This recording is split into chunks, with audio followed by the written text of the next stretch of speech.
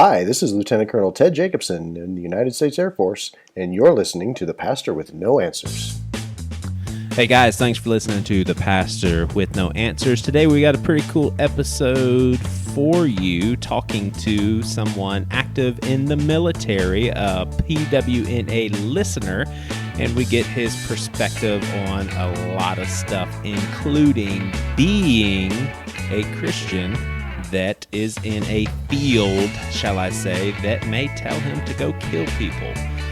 All right, so lots to think through, lots to discuss. We have a grand old time, and I hope you feel the same way. For those of you that are interested in connecting with Pastor with No Answers, either on social media or in a partnership with our Patreon page, you can go to pastorwithnoanswers.com and join us there. Thank you guys for listening, and now for our show. All right. Well, I'm excited about this episode. You know, one thing that I take a little bit of pride in is that, I don't know, Pastor with No Answers is almost like an outlet to a different podcast that I do. Some of you have heard of Bad Christian, but I love this because I can just do whatever I want to do. And I'm going to tell you this type of episode, it actually, there's some risk involved because I've got this guy that emails me out of the blue, gives me an idea for an episode, and then it's kind of like, I'll do it too. I think, I'd love to come on and do this. And I think, wow, that's a really good idea. But the risk is that, Ted, you could be super boring. Like, you could just be like a horrible person to talk to, not interesting answers. So I feel like there's a lot of pressure on you now. Yeah, and the pressure's on you because on the podcast this weekend, you said you were going to publish this interview. So now now we're stuck with me, no matter how boring I am. That's true. That is true. So we'll have to doctor it up a little bit and like do voiceovers and all that stuff. No, what I think is super interesting about this episode, and so I'll tell our listeners beforehand, is when you go by Ted, right?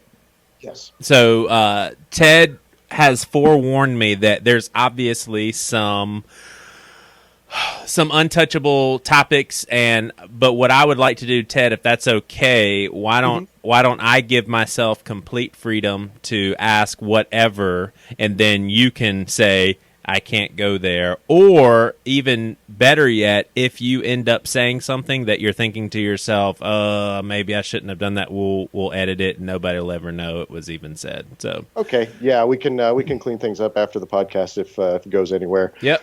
Yeah, and part of the issue is the Air Force and the military in general they've had issues, I'd say in about the last 15 years or so, with people kind of going out of their way to make lawsuits against the perception of people over Christianizing or over evangelicizing and whatnot. So it's important for me to make the distinction that the opinions are mine. I'm not representing the Air Force. I'm a guy who's in the Air Force. I believe this is what God has called me to do with my life. Yeah. But it's not the official policy. And then that way the DOD's happy. They can't get sued for anything that I say or don't say. And we should be good to go. Right? Sweet. Now, just out of curiosity, though, that doesn't open the door wide for you with like no restrictions. There's still things that even, and I'm talking about opinions. There's some opinions that you just can't share. Am I correct, or is that off? Right.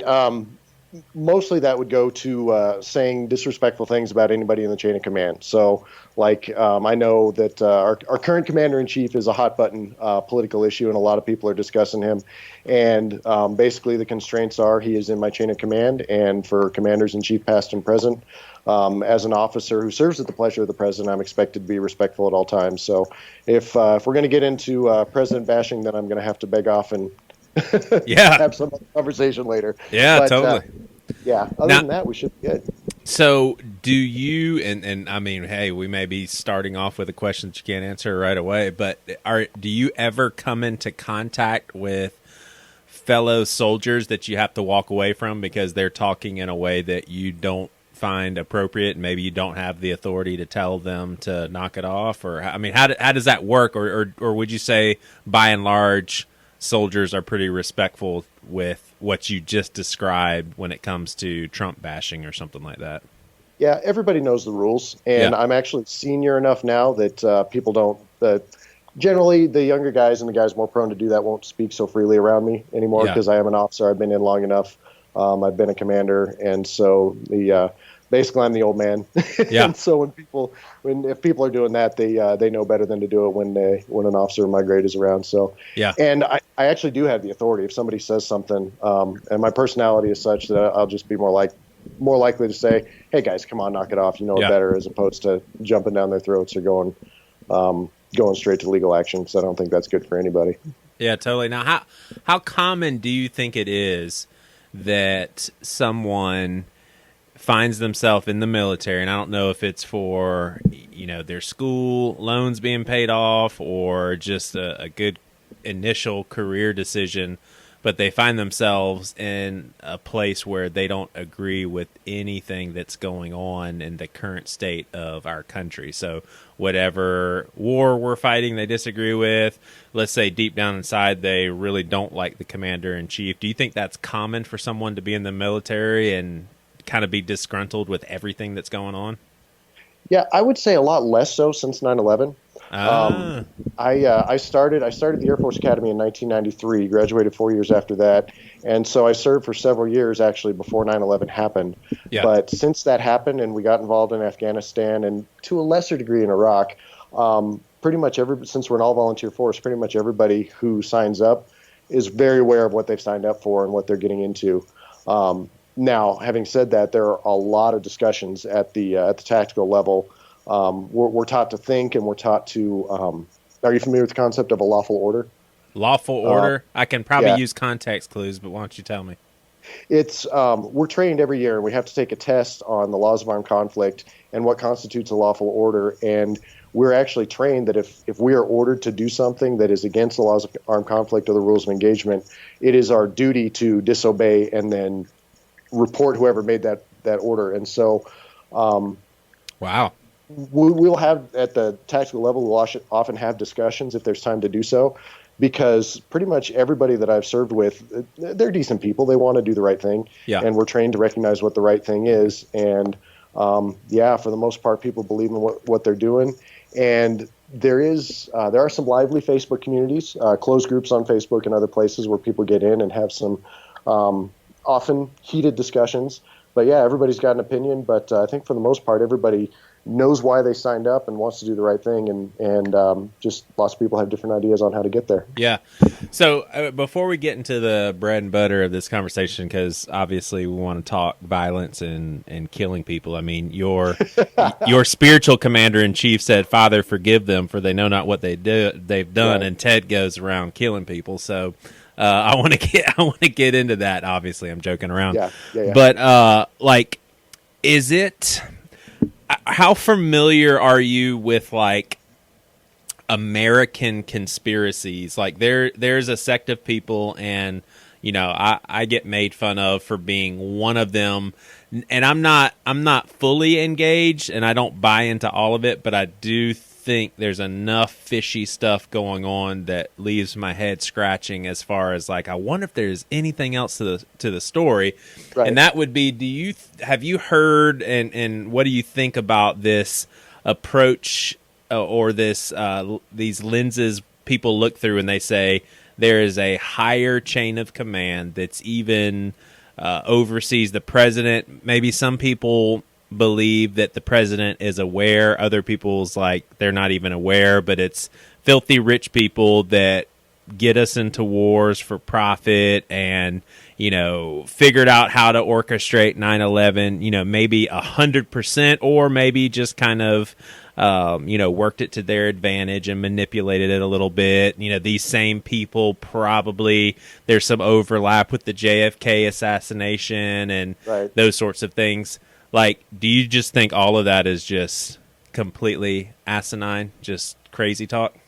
Yeah, kind of most of it. I mean, yeah, there's rich people with influence, and there's stuff that goes on behind the scenes all the time. But I mean, in my experience, and I spent a couple of years. You've heard of Area 51, right? Yep. I spent a couple years working at Creech Air Force Base, which is where the access road to Area 51 goes back. And so we would see a lot of people out there in Nevada that with literal tinfoil hats on, walking around and have the big cameras and stuff. And that's supposedly where, if there was an alien crash, that the aliens would have landed. But we would see those people out there all the time. The cops would go escort them. Hey, sir, you're trespassing. You can't go back there. But I mean, that place, the stories about it. No, it's research and development, and the Air Force develops technology that if it got out there, then if it got out there before it's complete, then it would be very easy to counter. So they want to keep it under wraps. Yeah, and that's everything from designs to electronics, to all kinds of things. That it's a reasonable security precaution, and they just, because as you're developing things, it's more vulnerable, and so they just want to keep people out there. And as far as the aliens and stuff goes. A lot of the reports and sightings, they happen over training areas, and the helicopters. There's some helicopters that are quiet. You got dudes that jump out and do training at night, and I don't know. Personally, I think some of it might be overactive imagination. Some of the alien stuff could be spiritual. I don't know, but no, the stuff that I can't talk about is classified for operational reasons. And there's some stuff that I've done that I really hope someday we can, because I think that, especially with counterterrorism stuff that we did overseas, there's some good people doing some good work. But right now, if we were to make it too public because we're still doing those kinds of things, it could put our guys in danger or tip off the bad guys as to kind of how we work. Yeah. So someday I really hope to be able to tell some of those stories. But for right now, it's just not a good idea. Does that make sense? Yeah, no, totally. Is it something that we shouldn't easily overlook, that we have not had another 9/11 level terrorist attack since 9/11/2001? Like, is that a big accomplishment for America, Secret Service, the military, and all that? I think so. I mean, if you look at what's going on in Europe right now, they've got migrants that are coming out of the Middle East all over the place. And with that volume of people, it's really easy to stick some bad guys in there. Yeah. And, you've had attacks in airports and train stations and all over the place. And we have the luxury of having two oceans. It's a lot harder to get here to the U.S. from the Middle East than it is to get to places in Europe. And so I think that plays into it. I think people are a little bit more vigilant. And no, it really is a big deal that we've been able to mitigate or prevent a lot of those things. The scary thing now is that, especially with ISIS and what they're doing and their theology, thankfully they're kind of on the ropes. They've been pushed back a little bit in the last few months, but about a year ago, I thought they were really dangerous in the fact that they were trying to inspire and radicalize, if you will, people all over the place, and just trying to get people to do bad things on their own. And 9/11 took years of planning and hundreds of thousands of dollars to do.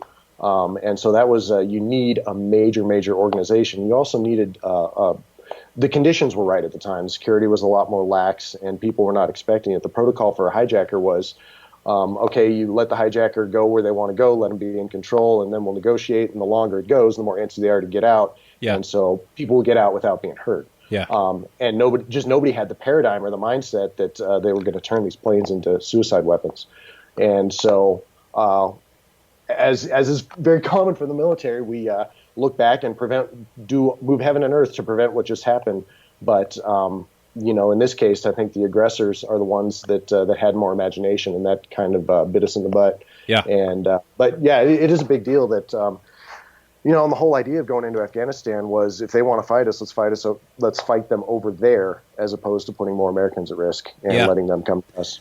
Yeah, and that's what we'll talk about mostly. That I think I may have too simplified of an approach, but a friend of mine, an author, Preston Sprinkle, believes basically in 100% nonviolence from Christians. And I will say that I think he believes that on an individual basis, which I think that distinction is important, because I don't, first and foremost, even though people say America is a Christian nation, I don't really buy into all of what that means. Like, I understand, okay, that's our religious faith, but if you look at what Christianity really means, we haven't done everything in a Christian way. So I'm cautious, to use those words, but I don't even feel like I necessarily care whether or not my country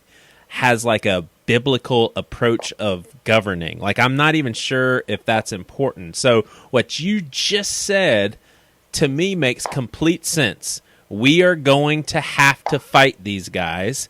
So now it's, whosever decision it was at the time, Bush, it's his decision to say, well, I don't want them fighting here because it's my responsibility to take care of the American people. We have a bigger, we have a big military, so let's go over there and keep things from the homeland. Like, why would anybody think that's not wise and we should just kind of let our guard down and just be destroyed? I mean, do you understand that? Yeah. I think it's. Our culture. Americans always have been isolationists. We threw off the British, and we wanted the freedom to be here and be happy and have our own civilization and whatnot. And that's kind of been the American character. But how familiar are you with Muslim eschatology, Muslim end time prophecies and whatnot?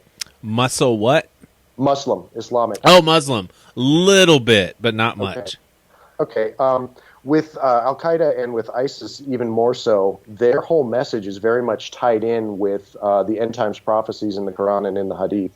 And so their worldview is one of conquest. In their end times, in their view, one, there is no model for governing human beings other than Sharia, Islam as they understand it. And number two, they believe in an eventual military conquest of every person on the planet. Yeah. And so they are feeding into that, and they are using, they're preaching it as, when al-Baghdadi declared the caliphate, he basically said, now the caliphate is back, every Muslim has the duty to wage jihad until the entire planet is within, they call it Dar al-Islam, the House of Islam. Yeah. And they're fine with conquest and killing whoever doesn't submit.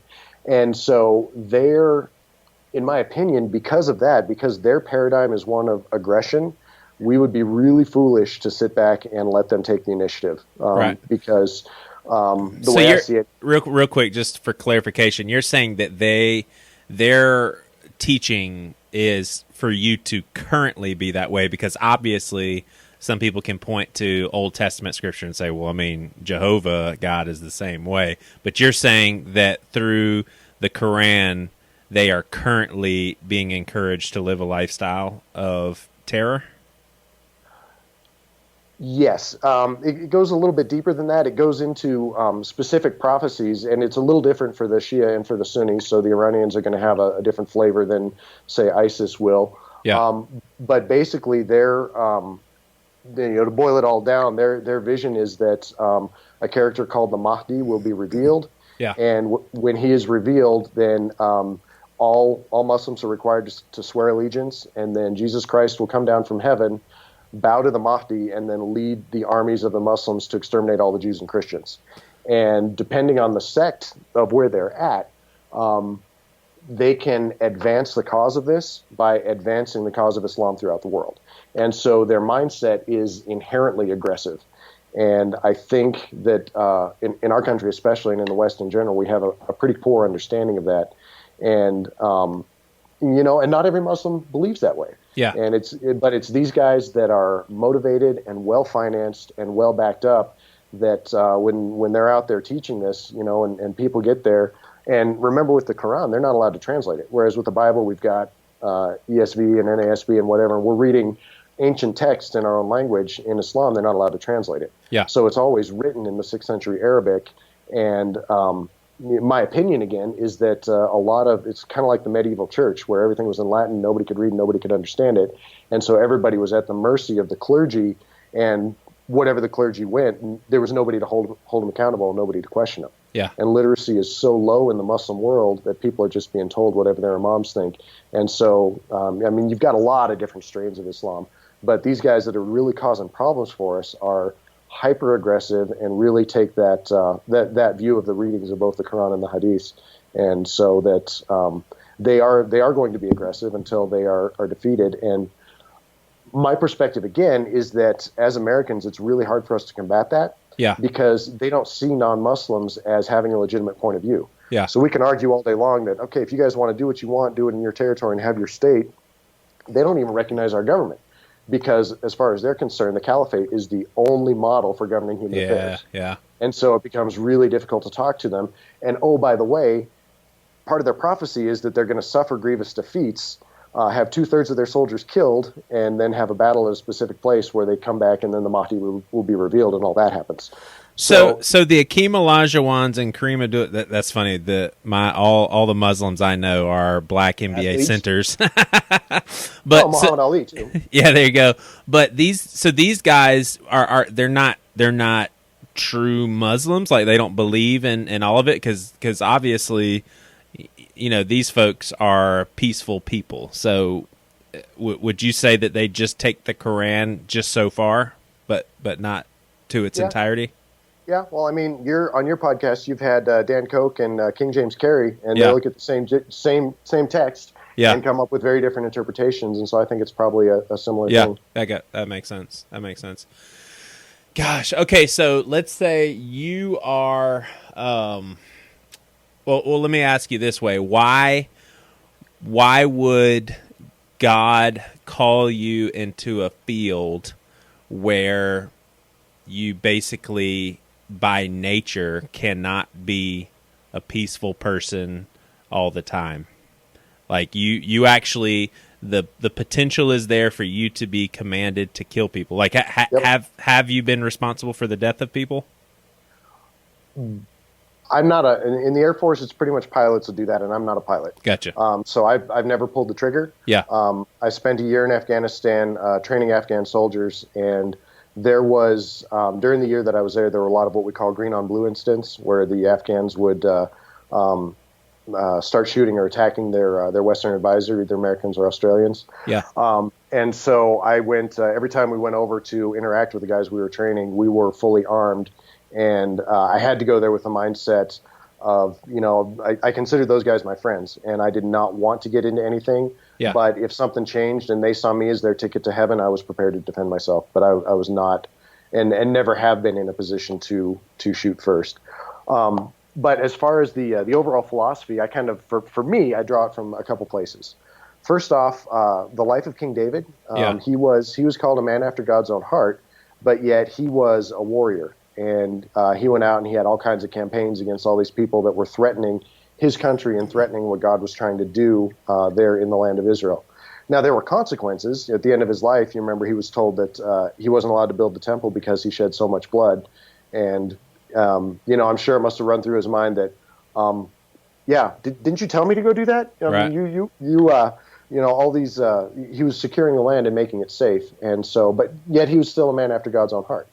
And a couple other things that I've thought about come from the writings of Paul. You remember where he goes in to talk about in one of his letters he talks about respect the centurion because he doesn't carry the sword for nothing. And he talks about the state. 13, my friend. Boy, I know There my you Bible.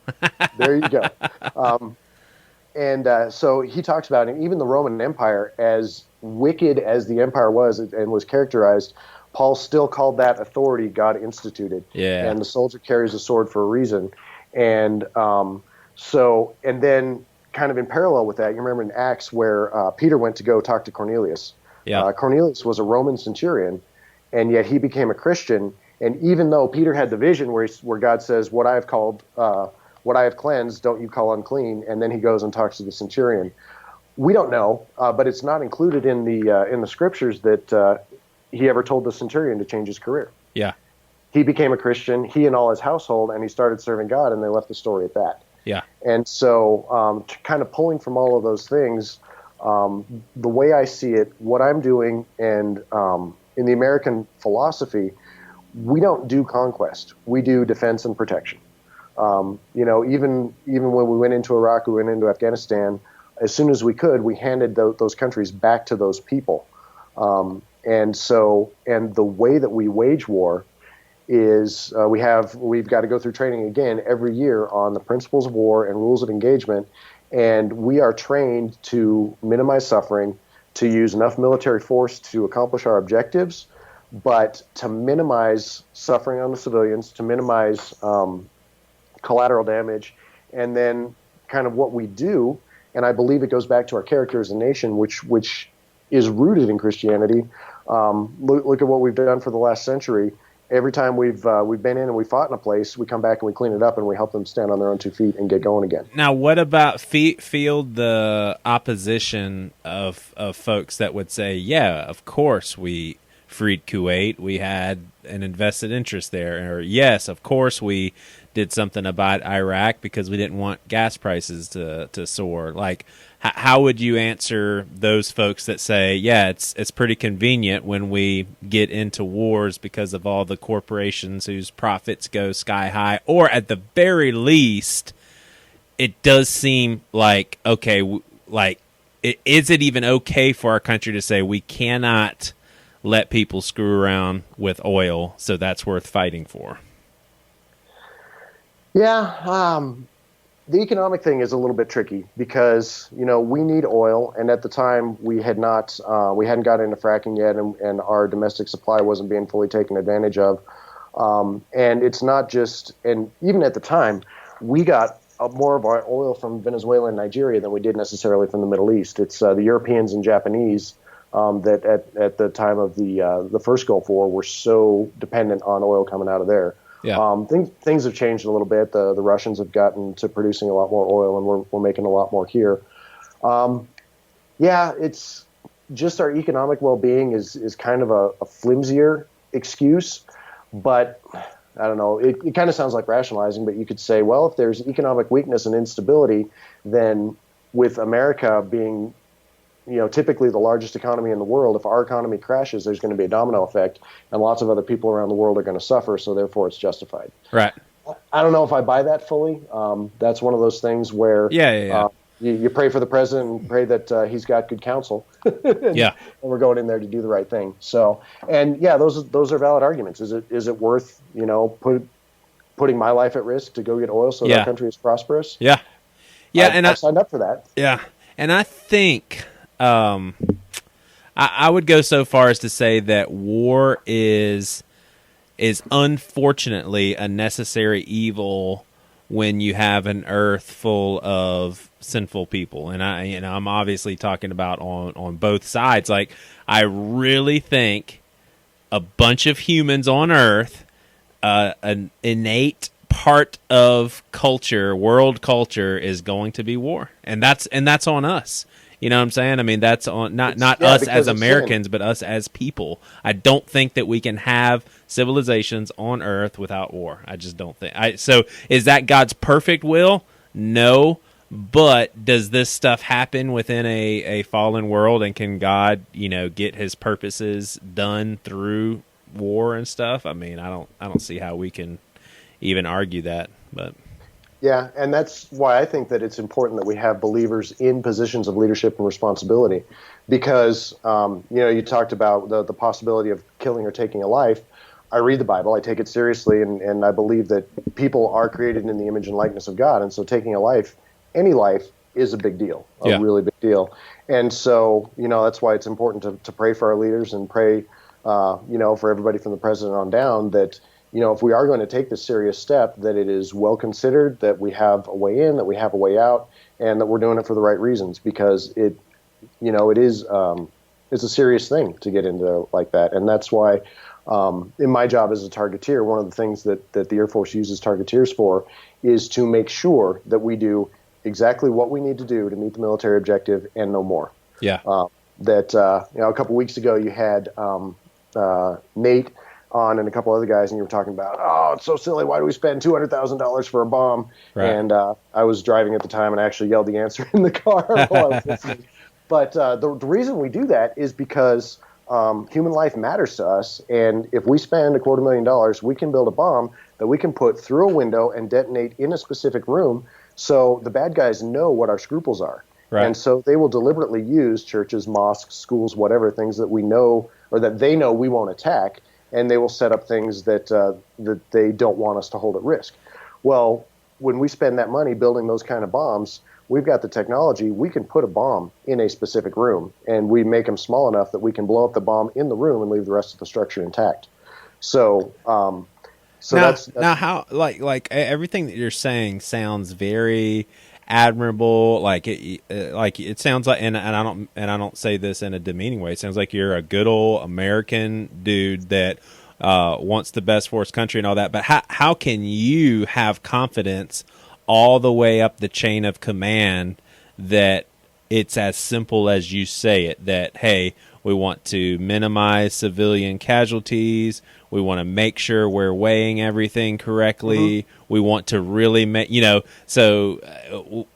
want to protect our oil reserve, because if we fall apart, then we're not able to protect everyone. I mean, that sounds nice, but how do we know the whole system is functioning that way? One, it's the law. I mean, you can look up you can go on the internet and Google rules of engagement. You can Google the laws of armed conflict. And so you can look up in the Military Code of Justice, look up the Military Code of Justice and the standards that we are held to by law. Yeah. And so that much is out in the open. And when as part of military planning, they get a lot of people from a lot of specialties in, and my personality is such that I have very little patience for planning. I'm more of a doer than a planner, and so it kind of drives me crazy. And I feel like whenever we're having a planning session, we cram 20 minutes into work into about 3 hours because everybody has to have a say. Yeah. But when we have time for deliberate planning, you get everybody in the room, and it's called red teaming. They'll come up with, okay, this is what you want to do. These are all the things that can go wrong, and try to plan and account for that. And, and there have been abuses in the past, to be sure. Probably the most famous one is My Lai in Vietnam. But I tell you, at the Air Force Academy, we spent a good bit of time going over what happened in that case, why it is not right, and what we've learned from that, and what the expectations are. Yeah. So, it is that simple, but it gets more complicated because nothing in real life is ever simple. But you get a bunch of dudes sitting around a table trying to do the right thing, and we always have lawyers in there. People that are very familiar with all the fine print, if you will, of what we can and can't do. And and sometimes those discussions get heated. They don't always get resolved, but ultimately, I can confidently say that everything in my experience, pretty much everything in my experience, I've been okay with. And it's a hard thing, and there are gray areas all the time. Yeah. When I was stationed in Europe, we did some exercises where we were practicing the defense of one of our partner countries, and that country had sent representatives in. And on the targeting side, one of the things that we were doing was looking at, we had the targeting meetings, and in the scenario, the aggressor country had invaded and taken over some ports, and we had those guys in there right next to us saying, okay, this is your country. We've got bad guys using this port. What can we do and what can we not do? And they were involved in and that's how we would fight an actual war. Yeah. They would be involved in the process, and all right, do we target the ships? Do we target the ports? Do we target the rail lines coming out of the ports? How can we do what we need to do while causing the minimum amount of damage, knowing that the guy right across the table from you is going to have to go back and live there and clean it up? Should we win? We always play to win. So, does that make sense? Yeah, I think so. All right, so I have a few more random questions to ask. Let's trace our country back to day one. And doesn't it seem to be, and this doesn't necessarily reflect my point of view, but doesn't it seem to be very un-Christ-like for us to rebel against a higher level of authority from the get-go with Great Britain? Yes, but if you look at what was going on there, a big part of why people came to the New World in the first place was to get away from religious persecution. Right. You had the Puritans in the North, more economic reasons in the South when you get into Virginia, and those were people who were fleeing from tyranny. And they established the colonies. The British got very distracted by Oliver Cromwell and all that in the late 1600s, early 1700s. The colonists got used to running things on their own. And then when the British got their act together and wanted to reassert their authority, the Americans were like, whoa, hold on. We've been doing this for 80, 90 years on our own. we can do things better over here. And there's a whole issue of taxation without representation and all that. So yeah, it is a contradiction, but it got back to the root and the character of the people that founded this country was that they were looking for religious freedom. Yeah. And, it's one of it's a values judgment. God has instituted authority. He's told us to support that authority. Right. But it was an ungodly regime at that point. I mean, it wasn't blatantly atheist like any of the communist states are out there now. But yeah, they were looking to set up a country where people were free to worship as they willed. And so, yeah, that's problematic. I think. Well, the irony there too, the irony there also is just how quick we are to write off Baltimore riots, for instance, or any sort of violent protest by Black Lives Matter, even though I don't think their identity is violence. Mm-hmm. But just a lot of the stuff that we're seeing right now, it seems as if you could easily make a case for, well, this stuff is justified. I mean, at the very least, a non-violent protest that they're doing in the NFL, you got Americans that are losing their minds. Like, how in the world can these people not stand for our country? Now, I'd consider myself a patriot. Like, I love our country. I don't think our country is perfect. I do think that there's a lot of crookedness, but I love America. Like, I have zero plans of burning a flag or anything like that. But I actually think people being able to kneel down is a testament to our country, as well as a very healthy expression. But if we're going to justify the Revolutionary War, then people have really got to open up their perspective with what they see as so evil in the black community to push back on a lot of the racism in our country. Right, and there's absolutely a place for that, and that's one of the great things about our country is that people have the freedom to do that. They have the freedom to protest and to speak their mind. I would also say it's a matter of degree. If you look at the Revolutionary War, we've got the Fourth Amendment because at the time the King's soldiers could go in to any house anywhere and say, "Hey, you've got 3 bedrooms. I'm garrisoning 6 soldiers up there." And you had to feed them and house them for as long as they wanted to be there. Yeah. And there were lots of other things like that were going on. So I think that we are not to that point yet. As far as the protests, yeah, it's every bit their right to do that. It kind of makes me a little sad, to be honest, because I think it's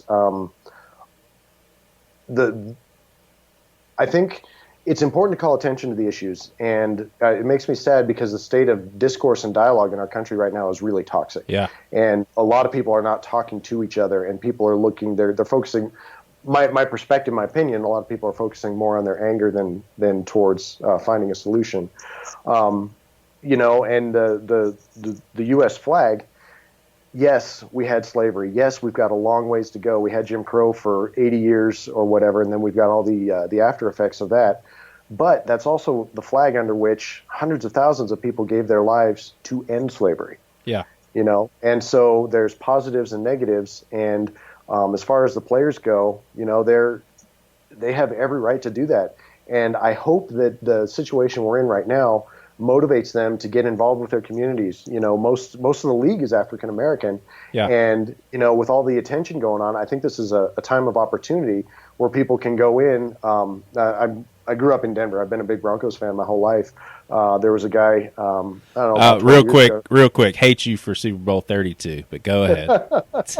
Well, what's funny is my wife, her family's from Wisconsin, and that was the first year we were married. Yeah. So we got invited to every Super Bowl party because she was from Wisconsin, I was from Denver. Like, oh, they're going to be. But no, that was that was a really good game, and I was so excited. My wife was very, very gracious at that point. So, but the year before, I had been cheering for the Packers because they've been my number 2 team for a while. Heck yeah. So anyway, there was a safety named Darrent Williams that unfortunately was killed in a nightclub at a New Year's Eve party. But after he died, he had a legacy that he had gone back to his high school in Texas, and he had taken a good portion of his money and he built a youth center. And he was investing in the Boys and Girls Clubs, and he was doing all kinds of things for the high school where he grew up. And I think that is such a powerful model that with all the attention that's being brought to it by these protests right now, I think that this is a time of opportunity, and I would love it if some of these guys would go beyond the protest and become part of the solution. That's what when I was a squadron commander, I would tell people, you know what, you're welcome to come bring any issues. You can come talk to me, but I want you to think 2 steps down the road. From your perspective, what can you do to make things better, and what do you need me to make things better? And then we can work together. So, yeah, it's a little frustrating, but I think that there's also I think it's good that we have the discussion. I think everybody needs to talk about it. Yeah. You know, and I mean, you've had a lot of guys coming in talking about racial issues and racial tension just on this podcast in the last few weeks, and I think the discussion is good. It's healthy. And it's a time of opportunity. Yeah, definitely. So let's obviously you're not going, unless the world literally falls apart and we're in the weirdest situation ever. But you're not going to be in the situation. But let's just say that you are. You're running away from some enemies, and you see a buddy of yours that he or she's literally going to lay there probably for an hour in excruciating pain, and there's nothing you can do. Like, would you put them out of their misery if they begged you to?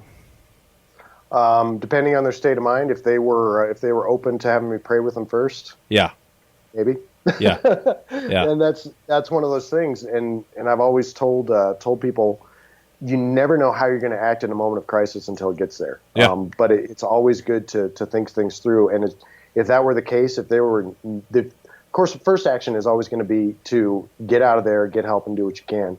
But if there is no chance, and we have time to do it, man, just pray with them and say, "I'm sorry, forgive me." Yeah. That's a good question. I never thought of that before. But, that it's one of those questions to where I feel like that is a simple answer, but the implications then are huge.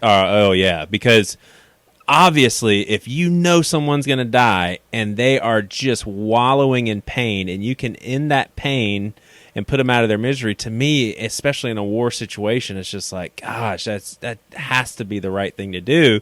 But then what do you do for the dementia patient that you can tell is just miserable, depressed, doesn't know anything, super confused? I mean, where do you draw the line? I mean, you could easily say, well, no, that person would. I mean, you could start making wills. Hey, if I am ever completely gone with dementia and I don't know anything, please put me out of my misery. And it's just like, what would be the difference there? Yeah, how do you value human life? And I gave kind of a glib answer at first, but now that I'm thinking about it a little bit, I don't know. Yeah. Because that's a huge thing and a huge deal. And thinking through things beforehand can help you act. Like my older boys are teenagers now, and after what happened in Vegas a couple of weeks ago and some of the other things, we've talked through, if we're out in public, what do you do if somebody starts shooting? If we're in church and somebody walks in with a gun, what do you do? Yeah. And I've thought about it. We had a situation when I was a squadron commander. We had a young airman that we had disciplined several times, and we later found out as they were doing investigations for his court-martial that after I gave him formal punishment, he went to the store on base and bought himself an AR-15. Oh my gosh! And so that I had to sit down with my staff and think through some things. And so once we found that out from the cops on base, every time he came in, and there was a court-martial and all kinds of legal proceedings. Every time he came in, the first sergeant would bring him into his office, read him his rights, literally frisk him down to make sure he didn't have any guns on him. Then he would come in and talk to me. And so we had to think about, okay, what happens if at that point he still knew the combinations to the squadron and he could get in and whatnot. And we had to think through what's going to happen if he comes in here with a gun, and how are we going to deal with it, because the places where we work are by law gun-free zones. So we have to come up with some sort of plan and something. How do we protect all the other people, and how do we deal with that? And the whole idea of thinking things through beforehand, planning through is immeasurable. Yeah. So like my church the church where we go to right now, we meet in a YMCA. They don't have a building. And the place where we sit, and I mean, sounds kind of silly just to talk about it, but there's only one door in, and the place where we sit is very close to another door. Yeah. Now, I've been through some training. I know a few things, and I'm kind of already thinking that way. And so I've resolved in my mind, if somebody comes in going to do something, I'm usually close enough to the door. I can pop out, go to the other gym, come out behind where they would have to be if they were still shooting at people, and then do what I could do to end the situation, whether I'm armed or not. And, that there was also the experience in Afghanistan. If somebody decides that we're their ticket to their 72 virgins, we've got to deal with that. Right. We were often over there, with 10 or 15 soldiers that we were training, and there were 2 of us. Right. Now, granted, in that case, we were armed, and we had to go over there with protection, but we had training on what to do, on how to get out there. Again, just get out of the situation and end it as quickly as possible. Yeah.